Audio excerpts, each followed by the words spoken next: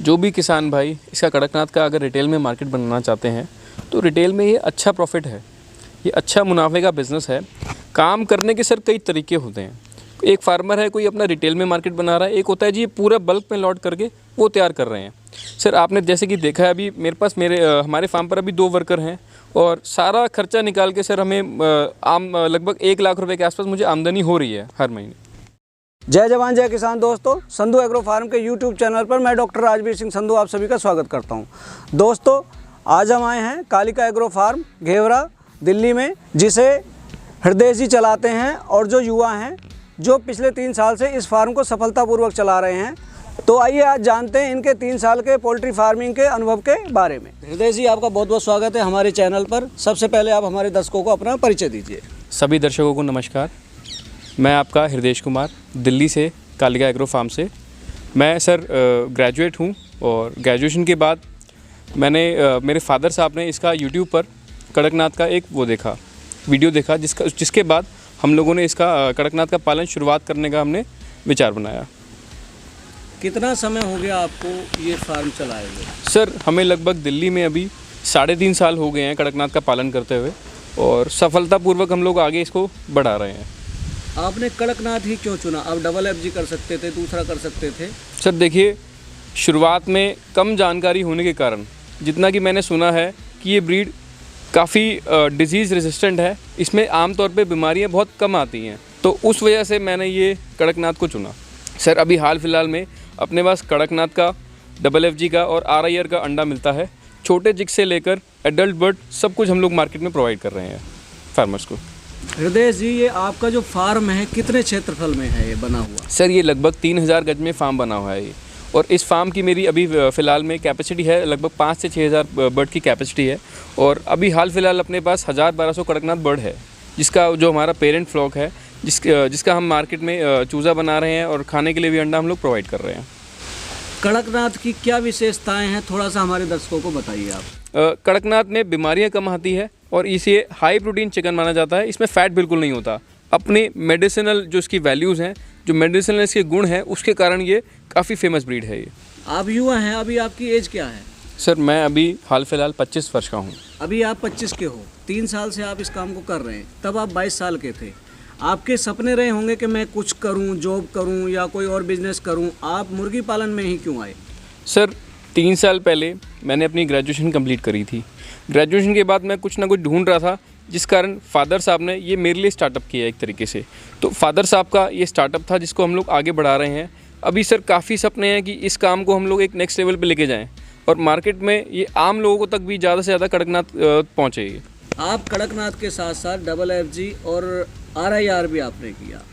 विशेषता या कौन सी ब्रीड आपको ऐसी लगी जो इनमें सबसे अच्छी है, और कौन सी ज़्यादा यील्ड देती है, और लोगों को किस पे काम करना चाहिए? सर देखिए, जहाँ तक कड़कनाथ की बात है, ये जो फार्मर बिल्कुल नए हैं, जिनको पोल्ट्री फार्मिंग की बहुत कम नॉलेज है या बिल्कुल नॉलेज नहीं है, उन फार्मर्स के लिए कड़कनाथ एक बहुत बेहतरीन ब्रीड है। क्योंकि क्या होता है जी, कड़कनाथ में आमतौर पे बीमारियां बहुत कम आती है। ये एक स्ट्रॉन्ग डिजीज़ रेजिस्टेंट ब्रीड है, वो फार्मर इसको चुन सकते हैं। और जहाँ तक डबल FG की बात है, डबल FG सर 2 महीने में आपका मीट पर्पज़ के लिए तैयार होता है। तो ये वो फार्मर की भी अच्छा है जो जल्दी तैयार करके वो निकालना चाहते हैं अपना माल, उनके लिए भी अच्छा है। और जहाँ तक सर RIR ब्रीड है, वो बेसिकली मीट पर्पज़ के लिए और अंडों के लिए दोनों के लिए पाली जाती है। अच्छा, मैं कई फार्म पर जाता हूँ, कुछ लोगों का ये कहना है कि कड़कनाथ में सेल में प्रॉब्लम आती है, थोड़ा सा इस बारे में बताइए। सर देखिए, आमतौर पे एक फार्मर गलती क्या करता है, वो 1 दिन का चूज़ा डालता है, जब उनका 4 महीने में लॉट तैयार होता है तब उसकी मार्केटिंग चालू करता है।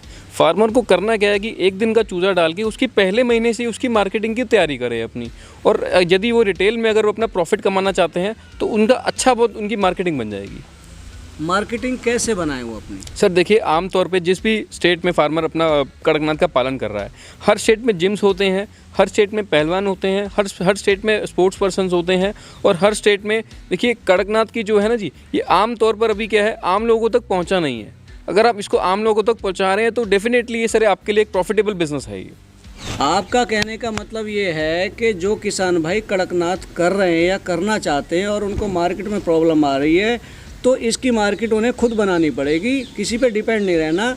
मतलब वो जाके अपना जो जिम है वहाँ स्पोर्ट पर्सन है वो, या जो डायबिटिक पर्सन है उनसे, या प्रेग्नेंट लेडीज़ हैं उनसे, जिनको ये मोर बेनिफिशियल होता है, वहाँ पे उनको इसकी मार्केट करनी पड़ेगी।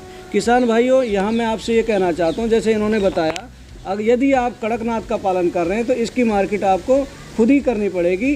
कोई इसकी पर्टिकुलर मार्केट नहीं है। इसके लिए आप अपने क्षेत्र में जो जिम हैं, जो आपके एथलीट हैं, या आपके क्षेत्र में बच्चे हैं जो तैयारी कर रहे हैं आर्मी में, पुलिस में, या स्पोर्ट पर्सन है, उनसे आपको संपर्क करना पड़ेगा, वहाँ पर आपका माल बिकेगा। इस बात का मतलब ये है कि यदि आप कड़कनाथ फार्मिंग करना चाहते हैं तो इसका अंडे से लेके बर्ड बड़ा होगा, उसकी मार्केटिंग आप शुरू से 1 महीने का बेचें, 2 महीने का बेचें, 3 महीने का बेचें, तैयार होगा तो बेचें, और अगर उसके अंडे आने लगते हैं, मुर्गी अंडों पे आ जाती है, तो इसकी टोटल मार्केटिंग आपको खुद करनी है। जी देखिए, मैं इसमें बीच में एक बात ऐड ऑन करना चाहूँगा।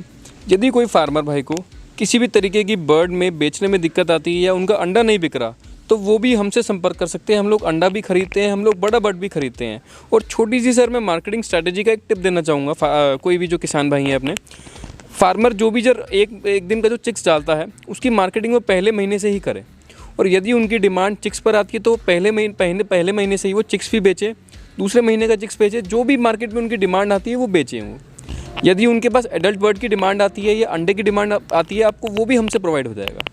आप 3 साल से इस काम को कर रहे हैं और आज छुट्टी का दिन होने के बावजूद भी आप यहाँ पे बैठे हैं अपने फार्म पर। ये बताइए प्रॉफिट वाइज ये काम कैसा है? सर देखिए, जो भी किसान भाई इसका कड़कनाथ का अगर रिटेल में मार्केट बनाना चाहते हैं तो रिटेल में ये अच्छा प्रॉफिट है, ये अच्छा मुनाफे का बिज़नेस है। काम करने के सर कई तरीके होते हैं। एक फार्मर है, कोई अपना रिटेल में मार्केट बना रहा है, एक होता है जी पूरा बल्क में लॉट करके वो तैयार कर रहे हैं।